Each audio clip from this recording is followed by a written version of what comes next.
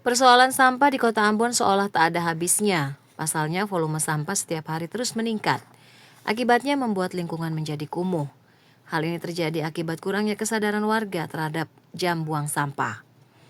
Sampah rumah tangga setiap harinya terus menumpuk pada titik-titik tertentu dan menimbulkan bau menyengat. Selain itu, sampah yang tersumbat di bantaran sungai juga merusak ekosistem pantai.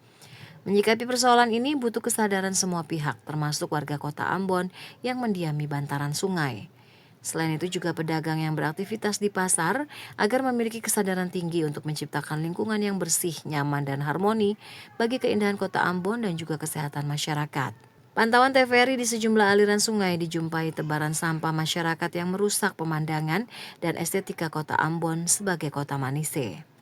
Abu Saubawa, John Ralahalo melaporkan.